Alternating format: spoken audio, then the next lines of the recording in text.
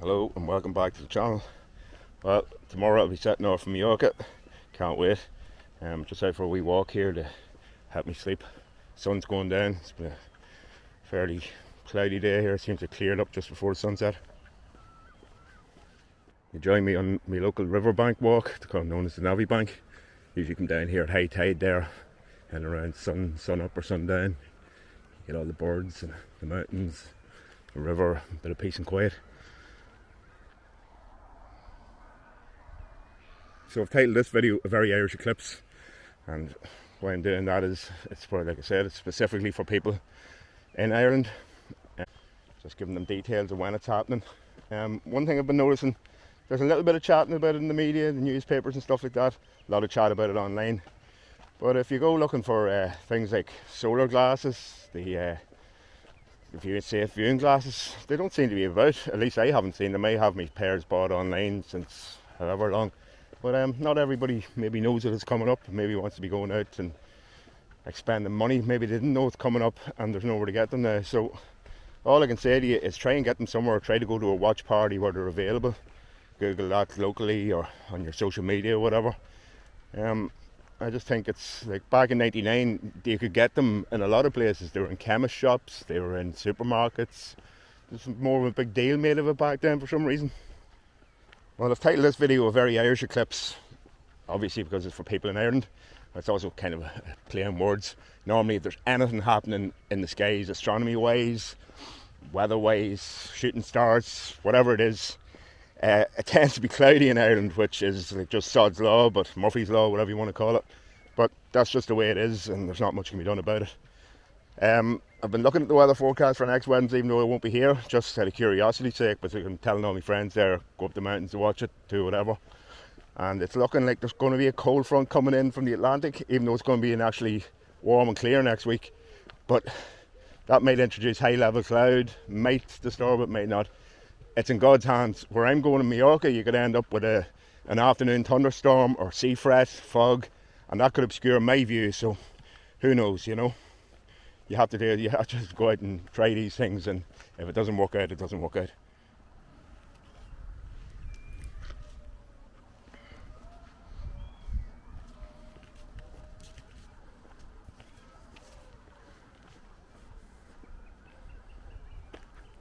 Yeah, so heading for Belfast Airport tomorrow. The flight's around about 5 o'clock, so I should be in Mallorca at 9 o'clock local time. And I'll spend my Sunday, bit of R&R and whatever else. That evening I'm going to go walk up to the local headland to Buguera and see if my sunset position up there is right. I don't think it is, judging by some of the maps. That's a very interesting map actually that the Mallorca agency have put out, detailing. You just basically put in any coordinates on the map and it'll tell you if the maximum during totality is visible or not. Can't remember it off the top of my head. I'll put it in the description. You can have a look at it yourselves if you're interested.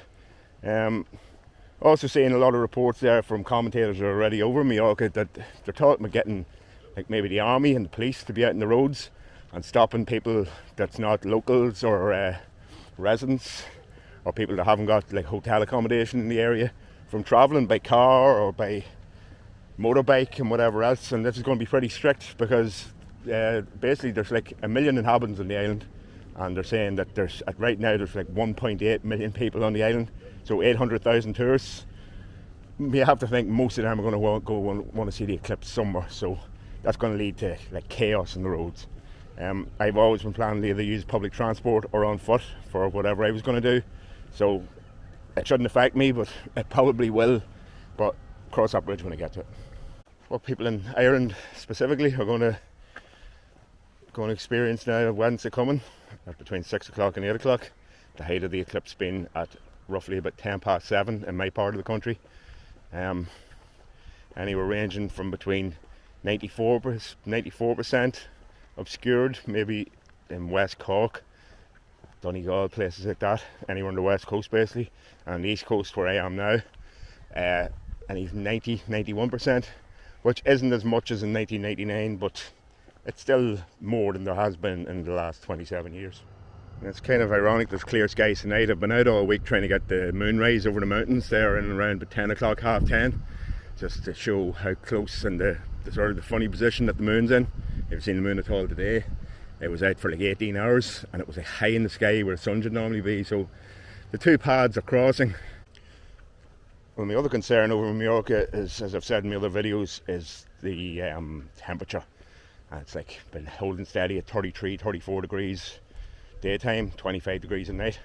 And like I know we've had a fairly hot summer here in the UK and Ireland and whatever else, but it hasn't been that hot where I am, maybe 27, 28. And with high humidity in that, I'm just kind of a little bit dubious about it.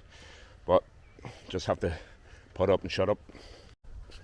So yeah, as I've been saying, like the lack of solar viewing glasses that seem to be available anywhere in Ireland. I don't know about where you are, but definitely where I am, nothing available. People looked at me like at two heads when I walked into the chemist there one of the days.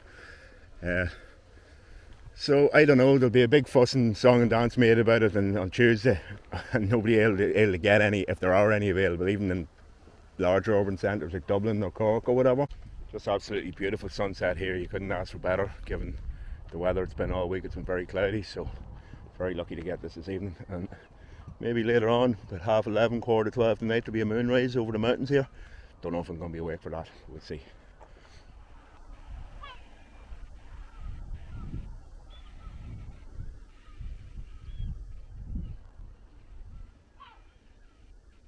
As I was saying, on Sunday I'm going to do my scoping visit up to the headland above Peguera. Can't remember the name of it. I said that I don't think that the sunset's going to be visible there, so obviously the eclipse isn't going to be visible from there. The next day I'm taking a little train and tram into Port Soler, which I know it's going to be absolutely bananas on the Wednesday that evening. They're talking about blocking the roads on the way into there specifically, because it's high in the mountains and there's small, like little roads that get to it, and it's just it's one of those places that the traffic's bananas at the best of times. But like I say, I'm going to make a video a bit over there, and then the next day I'm going to Dragonair Island and St Elm, which is a place that I would actually like to view the thing from. But again, it's going to be very popular with people and it mightn't be doable, but I'm going to make a video about that one as well. Well, in Mallorca, this will be the approximate height of the sun when the eclipse is at totality, maybe even a little bit lower. So you get the idea as to why you need like no clouds at all on the horizon. It's kind of cloudy there, but the sun has enough power to burn through them when it's like that. When it's obscured by the moon, you mightn't see much through it, if anything, so we could be unlucky in that regard. I'm intent on live streaming it, hopefully, if conditions allow, if network coverage allows, if the weather allows, and if my inexperience at live streaming on YouTube allows as well. So we'll see how that goes.